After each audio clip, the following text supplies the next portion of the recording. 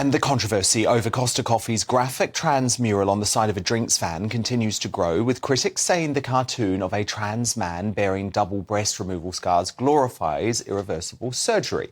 Helen Joyce of human rights group Sex Matters blasted it's disgustingly irresponsible of Costa to suggest, sell, even glorify mental distress, bodily dissociation and self-harm among teenage girls. Fuming customers have continued tearing into Costa on social media and insisted the stunt would become its own Bud Light moment. So what do you think? Should Costa face a boycott over this cartoon? Dan at gbnews.com. Vote in our poll at gbnews on Twitter. But to clash on this now, trans teacher and journalist Debbie Hayton, the human rights campaigner Peter Tatchell, and social commentator Bushra Sheikh. So, Debbie, where do you stand on this as a trans woman? Is this empowering for people like you? Well, it's not empowering.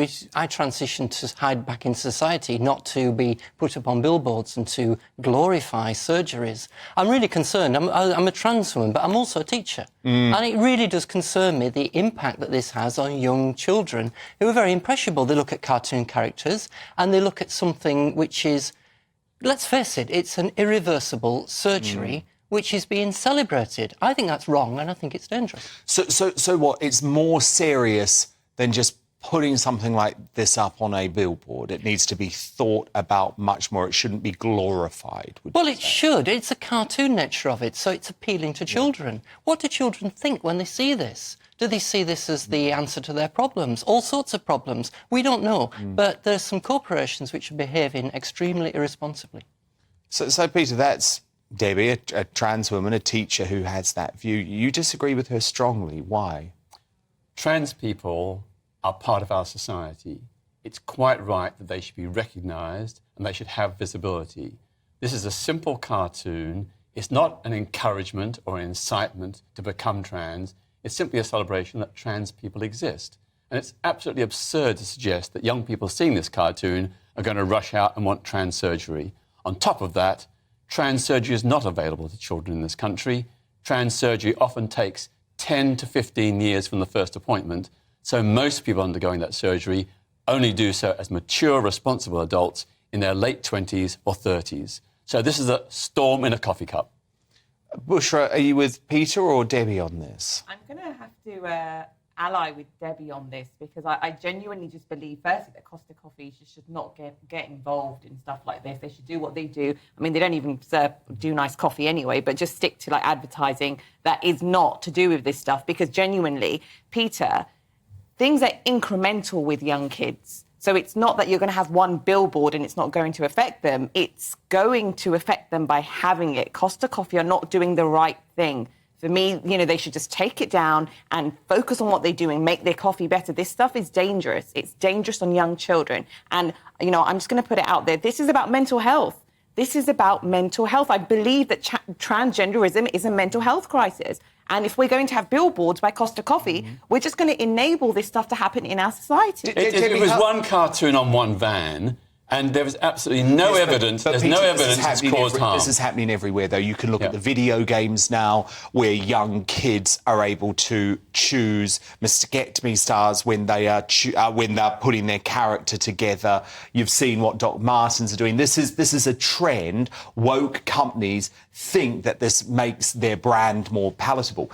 Debbie, how do you feel about Bushra saying that this is actually a mental health issue and we should be careful trying to simplify it and advertise it? My own personal experience was a mental health issue. 12 years ago, I had a mental health crisis. Whether transition was the answer, I don't know. I sometimes tell people, if I knew in 2011 what I know now, I probably wouldn't have transitioned. Really? Really? Wow. And why do you think that now? Well, because we can't find satisfaction and security in changing our bodies. What finally made me comfortable with myself was self-acceptance and self-understanding, not surgery. And that's something that you get by finding peace psychologically.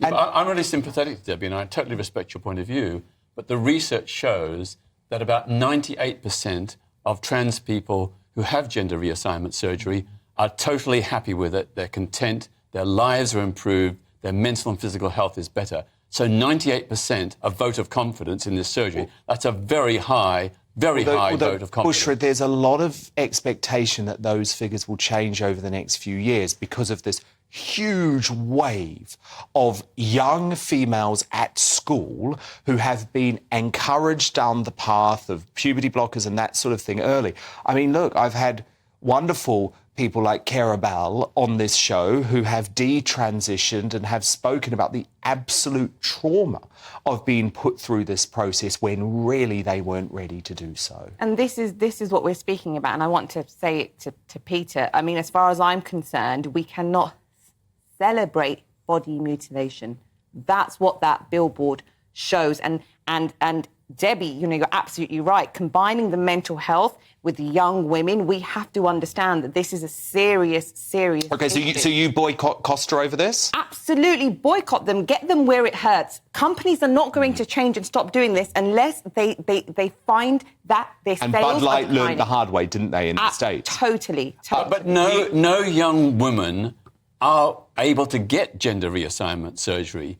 You know, from the time they want to first have an appointment, it takes an average of 3 to 5 years but look at what was to going wait on for at a the gender Tavistock, identity clinic. Look at what was going on at the Tavistock. Yes, but they have to wait. On. They have to wait for years and years and years. But you must accept that many of the early treatments offered at clinics like the Tavistock, which has now been shut down by the government because of its shoddy practices, you must accept that put some young women into this irreversible process when they didn't need to. But they couldn't go through with it because it takes years and years and years. Now, presumably you don't boycott Costa. You say buy even more coffee from Costa. I just think they are reflecting the diversity of our society. So you celebrate them. And this cartoon is not in isolation. Yeah. Costa has been celebrating women, black and ethnic minorities, lesbian and gay people, disabled people. They're doing a great job. Debbie, where do you stand on the boycott? I don't like mobs of any sort, but I'll be drinking my coffee elsewhere. OK, brilliant stuff. Debbie, Hayton, Peter Tatchell, Bushra Sheikh. Thank you all so much. This is what Costa said, because, you know, we always give you both sides of the argument here on GB News. At Costa Coffee, we celebrate the diversity of our customers, team members and partners. We want everyone that interacts with us to experience the inclusive environment that we create, to encourage people to feel welcomed, free and unashamedly proud to be themselves. So who are you with on this? Should Costa Coffee face a boycott? Mary, via the email, writes, yes. Costa should be boycotted for making light of a very serious condition and a very serious medical procedure. From Dale, this is via Twitter. I put no to most boycotts because if the business suffers, it won't be the executives that get the chop, it will be the low-paid workers who get laid off. And Paul writes, the answer is yes. However, it would be best led by the franchisees who are being shafted by their head office. And your verdict is now in. 44% of you agree that Costa Coffee should be boycotted over their trans top surgery cartoon. 56% of you say they should not. So it was a split decision tonight.